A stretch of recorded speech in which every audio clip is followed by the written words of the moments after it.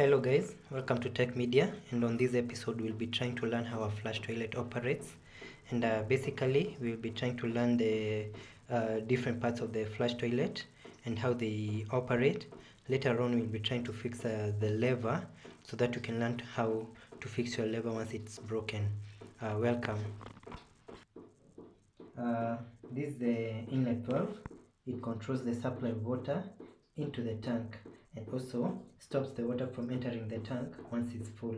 This is the floating rod and the floating ball. What they do is that they float in water. Once the water is full, the rod presses against the valve, thus stopping the water from entering the tank. This is the lever. It is the one that after you pull the handle, lifts the piston. There's a piston right in the siphon. It lifts the piston, allowing the water to get into the siphon, thus flushing the water into the bowl.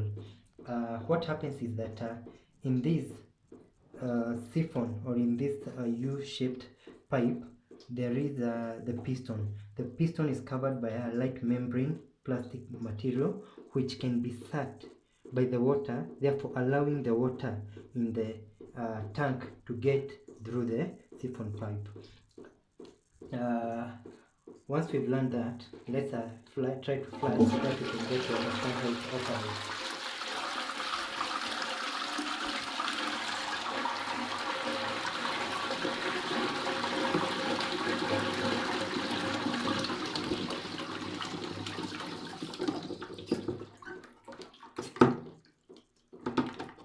So basically what happens is this valve. This valve, once the water is full, is this floating rod. It presses against this valve, the valve in here. It presses against the valve, therefore pushing the valve and closing the water, stopping it from entering the tank. That's how it simply operates. So the purpose of the valve is to allow the water to get into the tank, and later on to stop the water from flowing into the tank.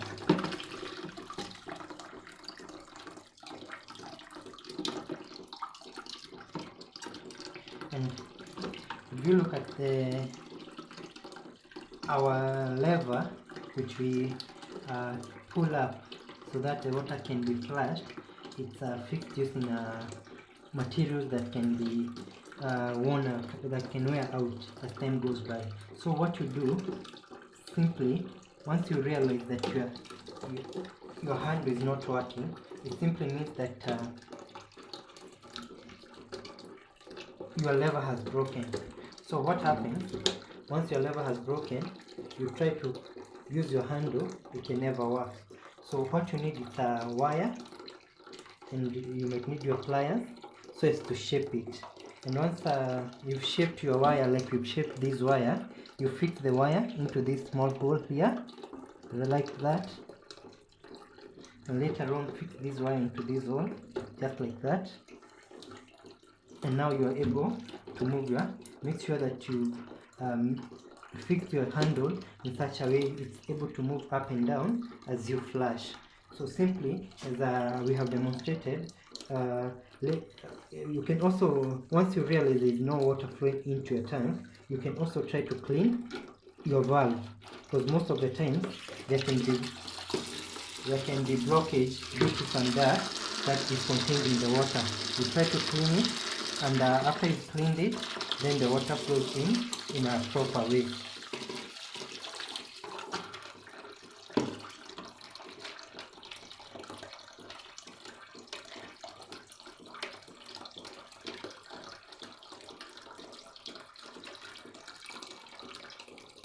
So after doing that, we've learned that once you realize that your lever, which controls the piston right inside this siphon, is broken, you just simply need a wire which you can fix in this small hole and in this small hole right here, so that you can complete your lever, therefore allowing for the pulling of the lever, water to flow in and out of the siphon, therefore flushing into the bowl.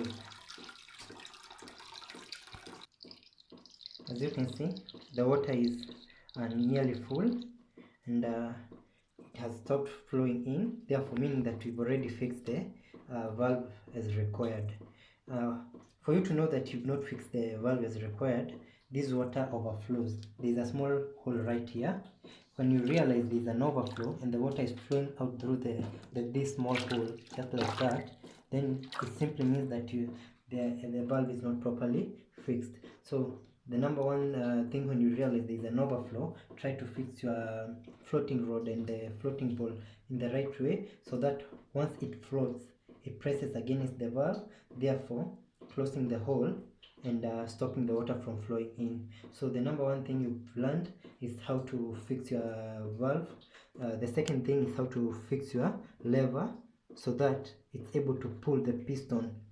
Remember, the piston is attached. There's a membrane, a light membrane that is attached to the piston, and the membrane allows for the sucking of the water to get into the siphon. Therefore, the water in the tank gets into the siphon, therefore flushing the water into the bowl. It's a very simple step.